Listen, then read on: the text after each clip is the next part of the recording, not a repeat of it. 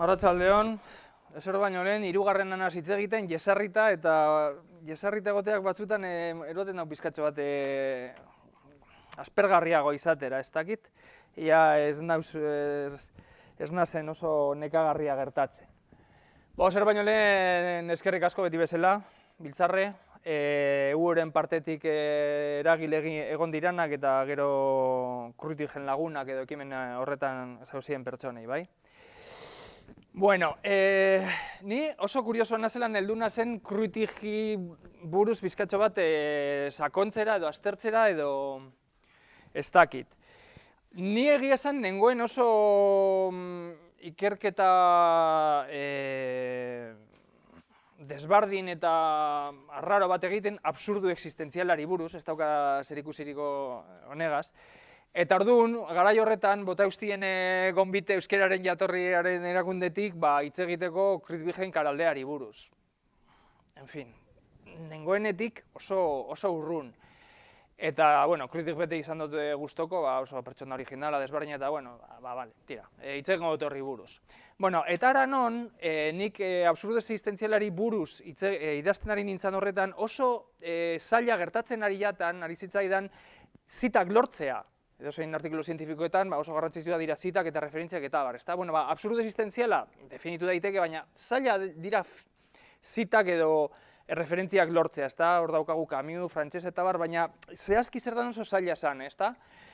Eta, bueno, utzi neban hori pizkatxo bat batea, eta zen nintzen Krutbig sakontzen garaldea lantzeko. Garaldea, karo, garaldeako ideia azaldu behar nema, baina beti pertsonai bat edo lan bat hartzen dozunean beti ikusten dozu hor ingurunea, ezta? Eta orduan egin eban pizkatxo bat berpasa Krutbigena, eta ara non aurkitzen dodazan hor poemak, bere gaztetako poemak, itzela. Oso lan gitxi dagoz, absurdo existentziala edo absurdismoa deitu daitekena hain ondo islatzen dabenak. Oso niretzat pertsona desbardin politikoa zana, baten ikusi neban eukala absurdista, alde bat gaztetan mistikotasunean oso sartuta, oso pertsona aldean hitza eta ez dakit, benetan erakargarria, ezta? Eta, bueno, izan zen, ez dakit, patuak ekarritako zerbait, ezta? Justu une horretan hori harrapatu, beraz oso gustora egin eban garaldearen azalpena, eta hori balio izan doztan nire beste ibilbide idazle intelektuale ez dakit zelan hitz egin horretarako, horri buruz hitz egiteko eta referentziak hartzeko, ezta?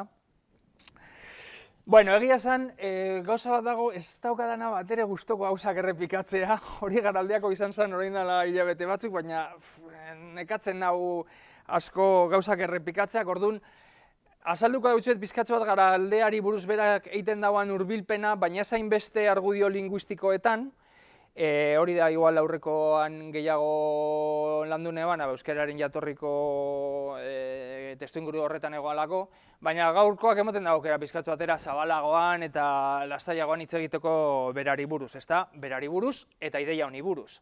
Azken batetan garaldea berak deitzen dauana zer da? Bueno, nire ustez Krutbigek dauka oso bere hurbilpen intelektualetan hirugako daukaz, ezta? Bata, gai asko lantzen dauz, ez da berezialari bat gaurkoa bezala, espezialista bat. Bera da gehiago mentalitate renazentista bat, ez? Gai asko jorratu, asko ukitu, ara jo, hemendik, eta bar, ezta? Baina gero gai bako izatzen dauanean, gai bat hartzen dau, hori aldean hitz ere aztertzen dau. Ez dau hartzen gai bat eta, venga, hemendik joko dut, ez aldean hitz jotzen dau, ez? Eta hirugarren gauza interesgarria daukana, aldean hitz lantzen dauazan, alde horietan jatorriaren ikuspegitik egiten dau. Hemen Jon Nikolasi bere liburu baten egin neutzon prologo bat, eta hor, Jon Nikolasek ere, horrela aztertzen dauz gauzak, ez da hori handitzen interesgarria. Aztertzen dauz gauzak eta aztertzen dauz horrelako pertsonak jatorriaren ikuspegitik. Hori egiten dau Jon Nikolasek, hori prologatu neban edo aitzintzola egin neban liburu horretan bezala, eta egiten neban Krutbigek. Krutbigek esan daikegu, igual bere bizitza intelektuala da Euskal Herria ulertzeko eta Euskal Herria azaltzeko saiakera renazentista bat, bai, aldean hitz, eta nik uste dut beragan baegoan Euskal Herria ulertzeko kezka hori, eta Euskal Herria azaleratzeko eta plazaratzeko era ez simple batetan, ez? Lehen itaundu da hortik zer da zuretzat Baskonia, ezta? Eta Iñakik erantzun dago horri buruz. Nire ustez oso kuriosa da, baina Baskonia da enziklopedia txiki bat. Osea, zuk Euskal Herriko edozein gauzari buruz bilatzen ari zara informaziotxo bat, eta aurkituko duzu Baskonian. Baskoniak dauka historia, Baskoniak dauka komunalismoa batu dana, jabegoaren antzinako sentipena gure artean, dauka zuzenbide Pirinierretik, dauka ekonomiaren zerrenda hori, Iñaki gaina egon dana hor hitz egiten, azken batetan, enziklopedia txikitxo bat da. Eta Konputerzioak Baskonian, markada batzuk geroago egindakoa, hor nik uste kezka bardina dago. Kasu honetan ez da inbeste Baskonia ulertzea ekonomikoki, garai horretan, baizik eta ekonomikoki, urrengo, mende honetako zibernetika eta informazio gizartearen zentzu horretan, ezta? Baina, bardintxu egiten dago Konputerzioak Baskonian eta horrela egiten dauz gauzak, ezta? Jatorritik ulertzen da gauzak. Ezagutzen, hasiko da ezagumenari buruz hitz egiten, baina joango da neurobiologiara. Bai? Hasieratik. Eta Euskal Herria azaltzerakoan, bardina egin eban joan zen jatorrira. Euskal Herriaren jatorrira. Euskal Herria ulertzeko saiakera bat agertzen da ja Baskonian, eta gero oso ondo garatzen dugu Garaldean, bai? Garaldeako ideia oso simplea da. Da, Euskal gizartea, izatez, dala aurre indoeuropearra. Dagoela, bere iturri edo bere, esan gura dut, antzinako ama, dala plataforma bat, etzala bakarrik hemen Euskal Herrian egon, baizik eta plataforma aurre indoeuropear bat, bai? Ideia hau landuta dago autore askok, linguistikan ezagunena igual izango da Beneman, ez? Hidrografiako terminoak eta esan eban, benetan bai, egungo euskara dala antzinako plataforma baskonikoaren, mendebaldeko Atlantikoaren horre ondorengoa, ezta? Bueno, Krutibegek ja egin eban hau dinodan bezala, Garaldean, eta era desberdinetan hitz egiten dauz, ez? Nik ez dakit Baskonian, hori ere Iñakik aipatu daulen, ez dakit Baskonian Atlantidari buruz hitz egiten dauan, hitz egiten dau, nik behintzat harrapatu dudan zitan, hitz egiten dau arraza atlantikoari buruz, hori bai, esaten dau. Euskaldunak dira arraza atlantikoaren oinordekoak, bai, raza ariaren, osea, ariar arrazaren baino aurreragokoak. Los vascos son descendientes de la raza atlántica, que precedió a la llamada raza aria. Hau da, Kritikek ikusten dago Euskal Herriaren egungo gizartearen jatorria eta euskararen jatorria, baina oso era zabala batetan, bai? Atlantikoa. Kasu honetan, Benemagenek esaten dautzuetan bezala, horrek esaten dau baskonikoa. Bueno, baina berak esaten dau kontuz. Uler dezagun hitz hauetan, benetan zientziak desbardin esaten dituenaren aldean, entendiéndose por estas palabras algo muy diferente de lo que la ciencia enseña. Argi dago, Krutibegek ja abisatzen dau, arraz atlantikoari buruz hitz egiten dauanean, hitz egingo dauala aldean hitz eta era honetan, ezta? Gero, Garaldean ja finduagoa dauka ideia hau eta ja definitzen dau eta bereizten dau gehiago, ezta? Esaten dau. Garaldea izango litzatekelea aurre indoeuropear sakonera bat, izatez batasun antropologikoa zena, eta berak horrela deitzen dagoen, ez da Garaldea. Esaten dago, es un fondo preindoeuropeno común que forma en sí una unidad antropológica y que nosotros llamamos Garaldea. Vale? Bere ustez oso edatua zen plataforma hau. Sartzen dauz barruan Eskandinaviako herriak, baina Finlandiak enduta, herri germanikoak, herri latinoak, eta Gerresia eta baita ere Georgiako kostaldeak. Vale. Eta bueno, sakonera aurre indoeuropear bat da, uste dut, igual hori ez da azaldu behar, ez? Indoeuropeoak suposatzen da, baina nahiko onartutzat dago, dirala gaurko Europako kulturaren geruza nagusiena, eta izango ziren orain dela 4.500 urte gitxi gora bera, Kaukaso estepetatik edo beste teoriaren arabera Anatoliatik etorritako uholde batek eraginda, ezta? Gu euskaldunak izango ginen, hor daukagun mitoak bezala, Europako azken indigenak, hau da, uholde indo-europear hori, orain dela 4.500 urte hasi zana mugitzen, baina Euskal Herria etorriko zen kelten forman, Kristaurreko bosteun urte inguru, izango ginen hor erratzaz pasatu izan ginen azkenak eta oso lehun. Gu izango ginen oinordeko nagusienak. Bale. Bueno, berak esaten dudan bezala, argudiatzen dau aldean hitz, hartzen dauz adibidez odol argudioak, argumentos sanguineos, eta baita ere linguistikaren aldetik, hori da garaldean gehien lotzen dauena.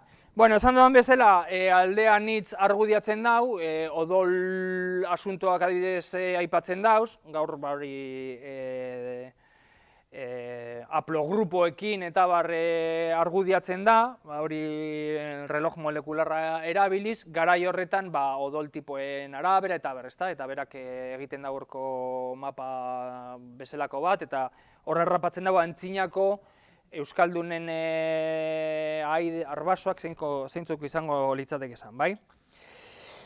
Baina gero hitz egiten dugu, esan dudan bezala, linguistikoki, hori da liburuaren funtsa, igual horri buruz hartuko naz, eta gero badauka alde bat nire ustez nahiko interesgarria, eta ez oso ezaguna, igual oso kontzeptuala edo oso intelektuala dalako, eta 3. orduan gauz, baina ia horretan sartzen garan, da alde epistemiko bat, edo ezagutzakoa, epistemologia izango litzateke ezagutzaren ikerketa, eta berak egiten dau irakurketa bat epistemikoa oso interesgarria nire ustez, oso interesgarria eta nahasia. Horra aipatu dau alde zaurretik zelan oso berak idazten zuen oso pizkatxo bat arrapala dan, ez da, tipo kakasirin intelektual batetan eta gehiegi zuzendu barik eta bai, egia esan, berak gai honetan daukazan ideiak ordenatzeko, da puzzle, baina puzzle 500 pieza. Osea, zibar zara hemendik, zatitu esaldiak hartu hemendik, eta bueno, nik egin dut horrelako gidoitxo bat, baina gidoi hori azaltzeko eukiko bazan bereak, ezta? Orduan, saiatuko dut labur biltzen, ia ulertzen dan bere ideian, nire ustez, originala da, esanten dautzuetan originala dalako. Bale. Bueno, lehenengo berak hartzen dau, bere lehen iturria da Wolfel delako idazle bat alemana, guantzen, hau da, Kanariako bertokoen hilerrien izkribuak eta registratu eta baita ere interpretatu ebasanak, ezta? Eta Wolfel jas izan hitz egiten asunto honi buruz, ezta? Aurre indoeuropearren eragina eta oinordetza ez dagoela behar beste baloratua gaur egun Europari buruz daukagu zen irakurketetan. Nik esango neukego, oraindik dagoela guk uste dugunaren kontra, ez? Oraindik daukagu gure iruditerian indoeuropearrak izan zirala inbazioa eta azken batetan gaur egun Europako kultura gehienak dira indoeuropearrak eta gu garala hor reduktotxo bat, hori Asterizen tribua bezala, azken indigenak, ez, baina argudio hartuta ikusten da gure eragina, edo gure arbasoen eragina, Krutbiginen ustez eta Wolfelen ustez ere, askoz lausotuagoa egoala Europa guztitik, bai? Ia bere argudiak eta ondo egiten dodan. Bueno, berak lehenengo desbardintzen du ezagupena teoria empiriko eta teoria axiomatikoen artean. Ez da izatez zientzia induktibista edo deduktibista, bai? Pizkatxo bat garatuagoa da. Berak esaten dau, teoria empirikoak jaiotzen dira gure esperientziako fenomenoak ikusten ditugun bereizitasunaren arabera sailkatu egiten diranean. Ados, las teorías empíricas nacen disponiendo los fenómenos de nuestra experiencia según las características que observamos, llevando a la clasificación de estos objetos de la experiencia normal. Bueno, hau edozein gizakik egin dezake, eta horrela onartzen dau Krutbigek ere, ez? Baina esaten dau. Teoria empirikoak berez, horrela diran bezala, berez jaiotzen dira objektu kultural batzuk, teoria empiriko hauek izatez jaiotzen dira, kultur objektuak, ez da bakarrik izan behar naturen aurkitutako gauza bat, izan daiteke sortutako gauza bat, bai? Ba, objektu empiriko hauek zailkatu eta egiten diranean horrela egitura konplexuetan, bai? Las teorías empíricas nacen como tales cuando se han descubierto una serie de objetos culturales y se han clasificado. Es decir, se trata de descubrir objetos de cultura y clasificarlos en teorías, formando clases y luego clases superiores más abstractas. Ez da, esan dudan bezala, zientzia deduktiboaren arteko dikotomia hori. Bueno, eta bestalde egongo litzateke teoria axiomatikoak, ezta? Berak, hemendik zibernetikatik hartzen ditu terminoak, ez? Esaten dau, las teorías axiomáticas se han inventado por medio de la especulación científica. En vez de disponer y clasificar las experiencias, se toma una clase de objetos que ya teníamos subsumidos por un concepto abstracto y se construye la subclase, añadiendo propiedades arbitrariamente elegidas. El prototipo es una teoría matemática. Azken batetan, bueno, teoria axiomatikoak espekulazio zientifikoaren bidez egiten dirala, objektuak hartuz, eta bar, bale? Bueno, eta berak esaten dau, eta hemen hasten da bere ukitua sentitzen. Eguneroko esperientzia arruntaren zailkapena herri guztiek daukie. Herri gitxiek aldiz, daukie edo garatu dabez dituzte teoria empirikoak. Eta bakarrik herri batek, bere ustez, asmatu ditu teoria axiomatikoak, bai? La clasificación de los objetos de la experiencia normal la tienen todos los pueblos, hau da gizaki bezala daukaguna. Pero algunos pueblos, muy pocos en su número, han descubierto las teorías empíricas. Eta gero, un único pueblo ha inventado las teorías axiomáticas por medio de la especulación científica. A2. Zeintzuk dira hauek? Lehengoak jasan dut, edozein herrik eta edozein gizakik dauka alako teoria empiriko aurgaiak edo hasierakoak egiteko ahalmena, baina, berak, izatez, teoriak empirikoak diranei buruz, esaten dau, neolitikoaren garrantzia dela, hau, gizakien hortzemuga haunditzea, oinarrizko kultur objektu barriak eginda eta hitzak lotuz. Eta horrekin talde horiek eginda. A2. La gran importancia del Neolítico consiste en haber ensanchado el horizonte mental de los hombres con la creación de objetos culturales de base, objetos nuevos, para los que se inventaron las palabras, y la menor importancia tiene el que se haya hecho una piedra más pulida, esa berak, ¿está? El hombre del Neolítico, hau da beratza garrantzitsuena, piensa de una forma que en siglos anteriores el hombre nunca tuvo a su disposición para hacerlo. A2, esaten dana mirari grekoa, izan da, zehatz mehatz, espekulazio filosofikoa edo teoria deduktiboak asmatzea, zientziaren oinarrian dauzena. El llamado milagro griego consiste en haber inventado la especulación filosófica, es decir, el manejo de las teorías deductivas, que son las que están en la base de lo que llamamos ciencia. ¿Bai? Vale, beraz, orain arte ikusten dugu eitere dikotomia bat, ez? Baina hemen dago bere bigarren, nire ustez, ekarpen kuriosoa. Berak esaten dau. Teoria empirikoetan, bai, aurre indoeuropearren eskarmentu kulturalak euki dau garrantzia, baina esaten dau. Baita ere, grekoen ustezko mirari hau ezerezetik urten dana, egungo intelektual eta gure kulturarentzat, berak esaten dau, hori ez da egia. Mirari greko hau sortzen da aurretik egoan aurre indoeuropearren eragin honengaitik. Mirari grekoa miraria da, baina da miraria aurre indoeuropearren eragina eta laguntza eukizalako, bai? Eta hemen argudiak eta hemen hasten da hitz egiten gauza desberdinei buruz, ja garaldean apuntatu ebasan gauza batzuk, baina Computer Shock Baskonian dago gehiago garatuta, Eta Computershock Baskonian ere ikusten dago oraindik ez dagoela guztiz amaituta bere garapena, hasieran kontatzen dago horri buruz, baina gero liburuaren azkenean, glosarioan, hor jarraiten dau garatzen, ezta? Suposatzen du glosaria amaieran idatzi ebala. Orduan ez dauka guztiz garatuta dinodan bezala puzzle bat da hori osatzea, baina gitxi gora bera onelako esaten dau. Esaten dau hizkuntzan bi pentsatzeko modu dauzela, bai? Bueno, beraz daukagu pentsatzeko modu bat dela deduktiboa, axiomatikoa eta bar, etorri emoten da garunaren ezkerreko aldean, eta beste izango litzateke intuitiboa, sortzaileagoa, etorrelakoa, eta hori prozesatzen da garunaren eskumako partean. Esaten da euskerak biak dituela, bai? Euskeraren sintaxia multiplea da.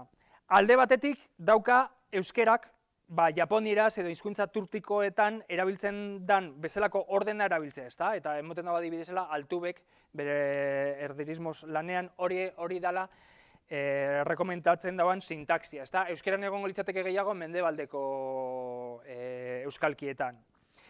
Alta, sintaxi horrekin baterat, beste sintaxi mota bat existitzen da, nagusiki hizkuntza klasikoan erabilia eta ekialdeko euskal dialektoen mintzoan aski erabilia. Hau izango litzateke, bere ustez, grekoen sintaxi motarekin antzekotasuna daukana, baina ez egungo grekoarekin. Berak esaten dau antzinako grekoarekin. Eta bere ustez, fisika berriaren Weltanschauung esaten dana, mundu ikuskera, hau da, hitz egiten dagoenean joankizuna eta etorkizuna autori guztina, hau izango litzateke bien batura bat, ez? Hartzen dauze fizikako zita batzuk esateko benetan euskal pentsamendu sortzailea egiten dela, elkarlanean sartzen diranean garunaren bi aldeak edo pentsamendu intuitibo sortzaile hau eta pentsamendu abstrakto analitiko hau, ez? Orduan, pentsamendu analitiko hau gehiago egongo litzateke indoeuropearrak diren egungo hizkuntzetan eta pentsamendu intuitibo abstraktua, intuitibo sortzailea gehiago egongo litzateke euskeran adibidez, ezta? Baina euskeran esaten du berak biak emoten dira eta emoten dauz adibidez adibideak esaten dau Europako ingelesa edo frantsesa direla gehiago binarioak, ezta? Gauzak gertatzen direnean da A ala B, baina euskerak guk gure ahaleskoak maila desberdinetan dauz, ezta? Orduan berak esaten da, hau ez da logika binario bat, da logika futzi bat dituko genduna gaur egun, ezta? Lausotasunean emoten dan pentsamendu mota bat. Hori euskerak dauka, bere ustez. Orduan, bere ustez euskerak daukaz, terminoak neolitikotik datozenak eta frogatu egiten dabenak euskera datorrela neolitikotik gitxienez, bai? Baina berentzat interesgarriena dela, euskerak daukazala bi sintaxi mota direla batetik pentsamendu intuitibo sortzaile egiten ahalbidetzen edo bultzatzen dabezanak eta islatzen dabenak, eta bestetik beste sintaxi mota hau axiomatiko deduktibo, abstraktuagoa eta analitikoagoa, ezta? Eta biak batzen diranez euskeran, horregaitik berarentzat dauka euskerak sekulako gaitasuna gure pentsamendua bultzatzeko eta laguntzeko. Eta gure gizaki konplexutasuna islatzeko. Horregaitik berak, bere ustez, hain errol edo eragina handia izan eban, euskerak edo garai horretako hizkuntza euskerikoak edo baskonikoak edo deitu nahi duzun bezala, grekeeran, Grezian, juntatu ziranean indoeuropearrekin, hor egiteko mistura kultural bat eta hor sortzeko mirari grekoa. Beraz, mirari grekoa dauka grekoen bertutea, baina baita aurre indoeuropearren bertutea. Eta indoeuropearren bertutea dauka? Bueno, Kristbigen ustez, 0. Emoten dautzo indoeuropearrei papera, historian eta filosofiaren historian, 0. Esaten dau, cuando los indoeuropeos se quedaron en su país de origen, desde el punto de vista cultural no crearon nada. En cuanto a los indoeuropeos que invadieron la India, toda la cultura india original, el de las teorías empíricas, es prearia. Hau da, berak emoten dautza benetan meritua, teoria empirikoei eta juntatzen direnean sintaxi mota desberdinetan zelan sortu daitekezan mundu barriak, ezta? Eta hor dago, berak aipatzen duena joankizuna eta etorkizuna. Gauza bada joankizuna, dakizuna hor daukazula, baina laster joango datzera, eta orduan behar dozu egoten zara horre begi bat amenatzean daukazula, eta beste gauza bat da etorkizuna. Hau da, gerta daitekezan aukera desberdin guztien abanikoa zure aurrean daukazunean, ezta? Benetako gizakia birustez da etorkizunara begiratzen duena, eta ez joankizunera begiratzen duena. Hau da, gauza fenomenikoak laster pasatuko dirala nahita nahi ez iraganera. Bueno, ez dakite, bai, hemen neukan, beitu, desioencefalikoa zan bata eta aristeroencefalikoa zan bestea. Bueno, en fin. Bueno, bai garaldean eta bai Computershop Baskonean botatzen dauz horrelako gauzak, ezta? Eta adibidez esaten dau euskeran daukagun ke atxizkia edo euskarazko ei hori, horrek balio dauela pentsamendu mota hau egiteko, bai? Eta zehazten dauz antzekotasunak zelakoak diran antziniko Greziarekin. Bale. Emoten dago adibidez, beste adibide bat sumeriarrarekin, sumerian desberdintzen dela gauza ekintzan noiz datorren kanpotik eta noiz egiten den barrutik, bai, eta berak esaten dago euskerak erori daukala, eta bueno, horrelako adibide asko emoten dauz, eta ideia pizkatza da abstraktu eta jarraitzeko zaila bada ere, bueno, azkenean harrapatu daiteke, ezta? Nire ustez originala, eta begia botatzekoa. Zezke, gaur egun ezagutzaren historian begiratzen dugunean, begiratzen dugu, eta hori guztiok ikasi dugu, begiratzen dugu filosofiaren aldetik Grezia, eta gero zientziaren partetik anglosajoiak, edo frantsesak, edo frantsesen baten, edo germaniar batekin. Hau da, ikusten dugu greziar miraria eta iraultza zientifikoa, azkeni, bueno, 16. menditatik atarata, ezta? Batez ere anglosajoia. Oso kuriosoa da honen ondorioa, ze Kritipiek esaten dau, ez barkatu, anglosajoiek ezeben ezer asmatu, eta zentzua dauka.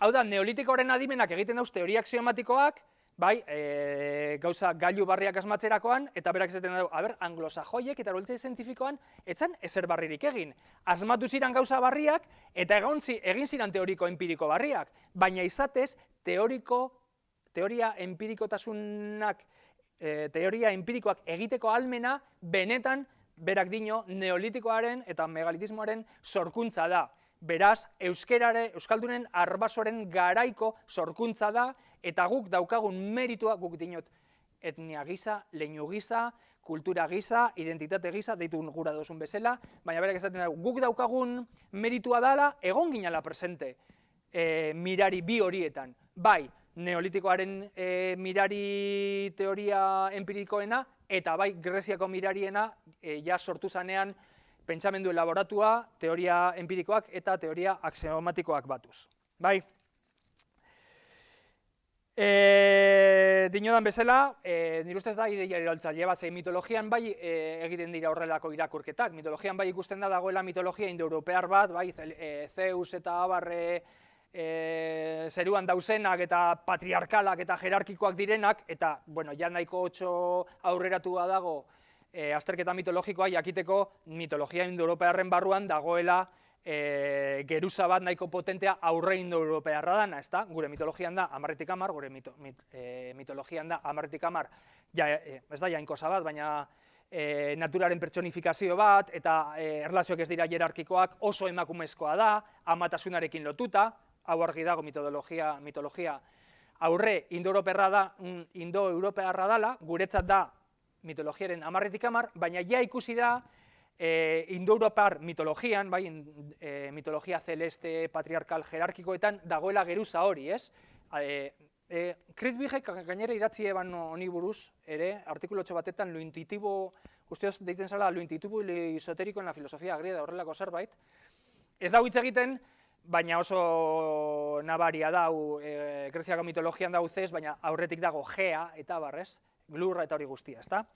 Ba, bueno, nik dino dana da hori, nahiko gotxo onartuta daukagula azterketa mitologikoan, baina ez dago onartuta epistemologian, ez dago onartuta ezagutzaren filosofian, eta oso kuriosoa da, nire ustez, Kritipiek egiten dauan irakurketa, eta daukan implikazioa.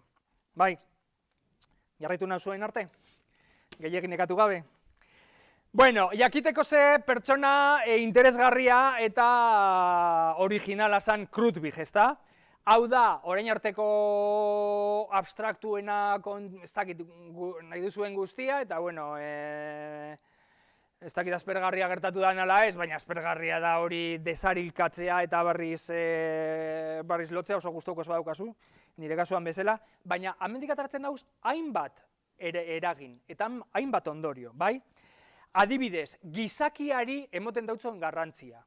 Berak asko lehenesten dau gizaki imaginatibo eta sortzailea. Bera ustez, benetako gizaki bakarrak dira. Besteak dira indoeuropearrak bezala. Kopiatu besterik ez da benak egin. Esaten dau, irudimenezko gizakiak deitu beharko genituzke poietes hitz grekoarekin, poetas creadores, bai? Guztia irakurriko dut. Los hombres imaginativos deberíamos llamarlos con la palabra griega poietes, es decir, poetas creadores. A estos grupos restringidos, y en realidad deberíamos decir claramente, únicamente a ellos les debemos todo el progreso cultural y material de la entera humanidad. Los que han venido después han copiado. ¿Bai? Bueno, Dani, que está en Es un estadio logrado en algunas reducidas partes del globo por algunos hombres que han sido los auténticos, y diremos los únicos creadores de cultura, aquellas tribus del Neolítico. Planetaren leku desberdinetan, neolitikoaren sormena da berarentzat gizakiaren sormena puri-purian eta benetan arreta jartzeko modukoa. Bai? Honen aurren parean dauz besteak, los copiones, bai? Hoy en día, una gran parte de la humanidad llegan a apropiarse de productos culturales ajenos por medio del comercio. Hemen ikusten dugu zantzua hor kolonialismoarena eta bar, ezta? Pero que no han llegado a ese estadio de verdaderos humanos. El hombre actual del siglo XX, comparándolo, es una regresión. Están en un estadio mucho más primitivo y subdesarrollado que los creadores de cultura del Neolítico. Es que, hau kuriosoa da, gaur egun garapen ekonomikoaren teorian, asko hitz egiten da, azpigaratuak, ez dagozela azpigaratuak eta bar, baina zuk azpigaratuen filosofietatik epaitzen badozu garapena, ez, garatuak gara, azpigaratuak gara, parkatu mendebalekoak. Mendebalekoak dara azpigaratuak eta beraiek, naiz eta txiroagoak izan, dira garatuagoak, ezta? Krutwig bezalako pertsona ireki batek, hau aurre ikusten eban. Ellos, o sea, nosotros, estamos en un estadio mucho más primitivo y subdesarrollado, bai? Bueno, hau da adibidez, litz bat hor daukana, ezta, fleko bat hor daukana, gizakiaren ikuspegia. Gero beste alde bat da, euskal gizartearen eremua zein izango litzateke.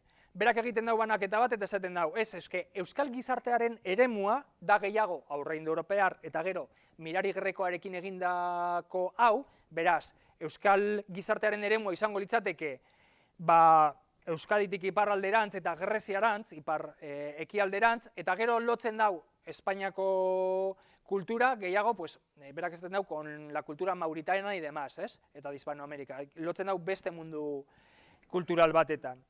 Eta mendik datoz, berak bere bizitzan hainbeste azpimarratutako gauzak, ez da, grekoen kultura ikasi behar dugula, grekoen hizkuntza menperatu behar dugula, berak ikusten dagoelako oinordetza bi hankatako, oinordetza hau aurrera eroteko erariko berena dela, ezta? Ikusten da bezala, esan da bezala, tipo renazentista bat. Gai asko ikutzen dauz, baina guztietan ikusi daikezu hildo bat. Azkenean Sofopolis bat proposatu eban mende honetarako, baina eske Sofopolis hori, bere ibilbide intelektuala jarretzen badozu, bota daikezu atzera, eta amaitzen dozu Euskal Herriko eta Europa mendebaldeko neolitikoan. Eta trinkotasun bat dago guztiaren artean. Bai? Beraz, bueno, hori da, gitzigo bera, aurkitu daikezuena Garaldeako ideian, ez dakit aipatu dudan, berak nondik ateratzen dagoen hori Garaldea izena, baina, bueno, es una palabra que formamos a partir de gara o altura, elevación, montaña y alde región, bai? Emoten dautzo Garaldea izena, plataforma indoeuropear horri, eta Garaldearen liburu honetan argudio lingistikoak emoten dauz, eta Computer Shock Backsonen eta bar, garaitzen dauz bere artikulu, bere argudio epistemikoak, bai? Garaldean, ba, bueno, hemen aurretik esan dan bezala, egon daiteke pizkatxo bat, ez dakit, egon daiteke pizkatxo bat pasatuta, baina, bueno, igual ez da gaur eguna erabiltzen diran argudio mota nagusiak, baina oso kuriosoak dira, eta azkenean komentzitzen zaituzte, ezta?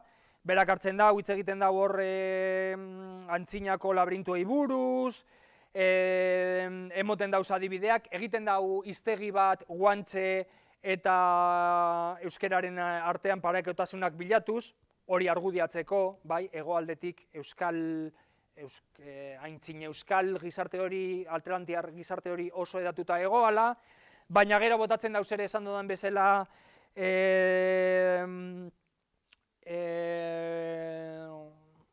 estekak, bai, loturak bilatzea sumeriarrekin, eta baita ere, liburuaren beste partetan hitz egiten dau piktoen, Eskoziako piktoekin ze antzekotasun dauzela, beraz, ez ziren guztiak gure anai-arrebak izango, baina Krutubgen arabera gure lehengusuak bai. Bai, eta horrelako bitxikerez josita dago bai liburua, eta bai Krutubgen beste liburu guztiak, bitxikeri bat da, adibidez, nork aditztaularekin egin eban aurkikuntza beste batzuek kritikatu dabe, baina ezin daiteke esan ez da nik originala. Hartu ebazan guantxeen inskripzioak eta hor ikusi eban ala nolako nork arditz taula bat. Benetan deigarria, ezta? Gero batzuk dinodan bezala esan dabe, sexuko horrek ez dauka balio askorik, baina, joder, euki behar da adimena nahikotxu zabalduta ikusteko inskripzio batzutan eta aditz batzuetan egiteko berregituraketa bat gure eguneko aditz taularen forma daukan, ezta? Eta, bueno, usteat neukan gidoiti gehiena kontatu dautzu dela. Igual hemen utziko neuke nirea. Eskerrik asko.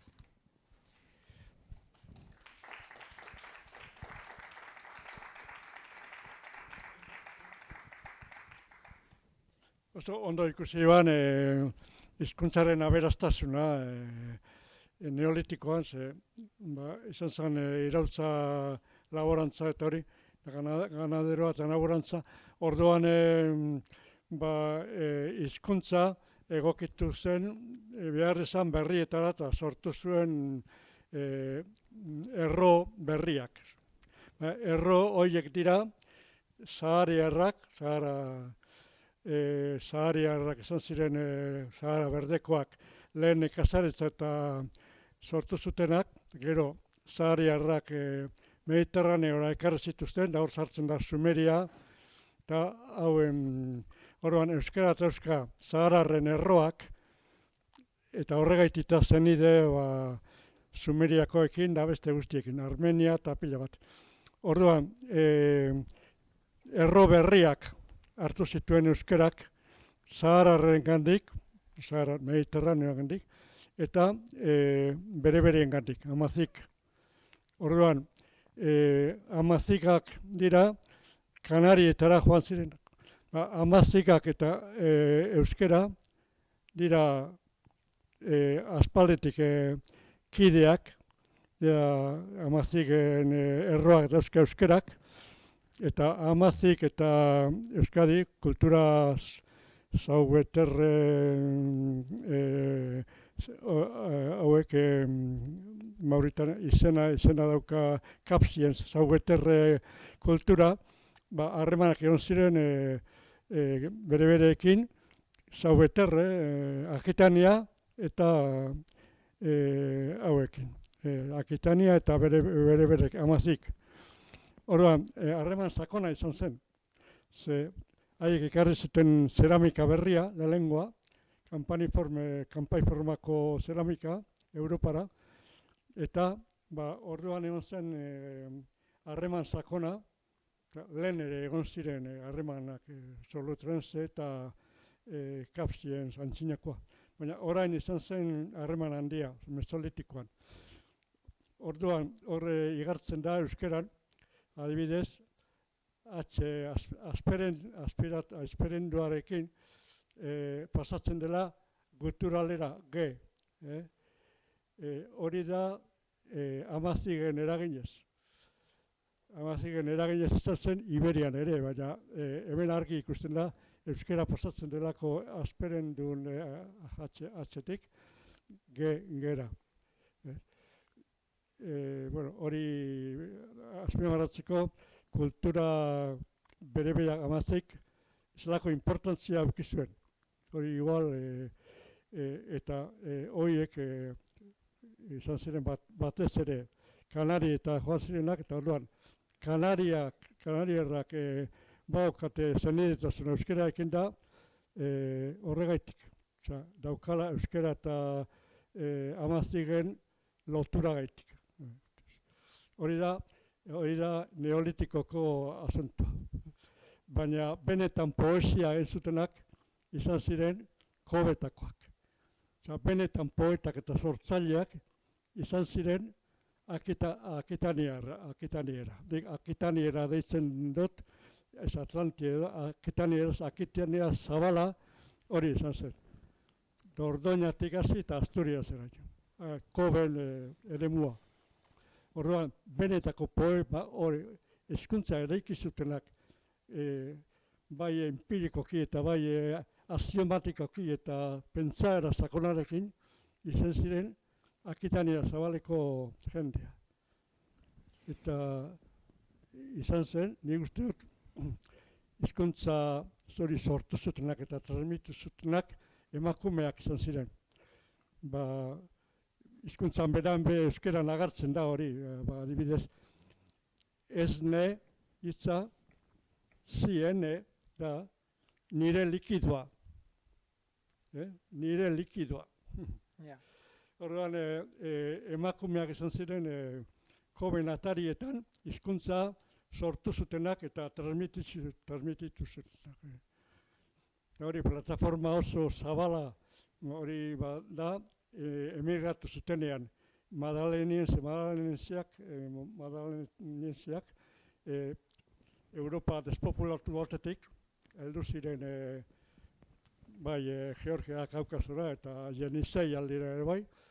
Orduan, eta handi gero hititak eta hauek Sumeriara joan ziren. Orduan, momentu bat egon zen, euskera izan zela lingua franca. Orain ingelesa bezala. Lingua franca denak ulertzen zuten hizkuntza bat. Orduan, importantzia...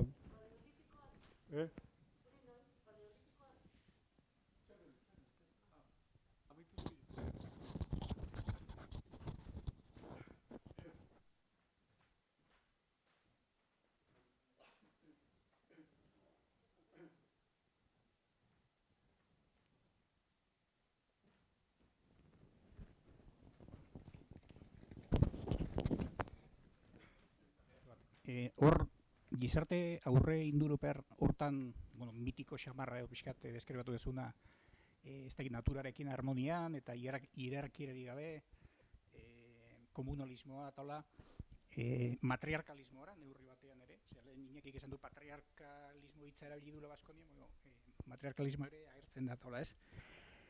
Eta kuriosoa da gero, Federikoren testuetan emakume agertzen den bakoitzean polemika xamarra izan daitekela, ez? Edo, esan nahi dut, irakurketa gaurko feminista batetik egurra jasotzeko modukoa.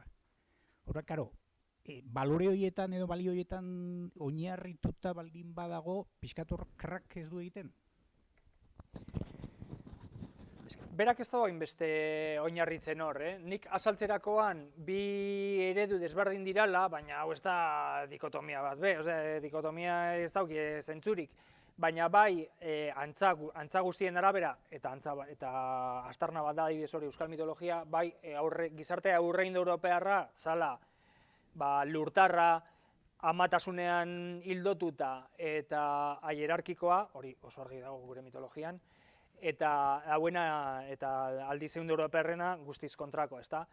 Berak hitzegin eban, Krutipijek hitzegin eban gehiago esan dodazan argudio neurobiologikoekin, ez? Beste izan da gehiago nire ilustrazioa. Bera, ez dut uste Krutipijenan Naiz eta Iñakik lehen esan dagoen bezala, berak hitz egiten dago patriarkalismoari buruz eta bar, garai batetan, etzana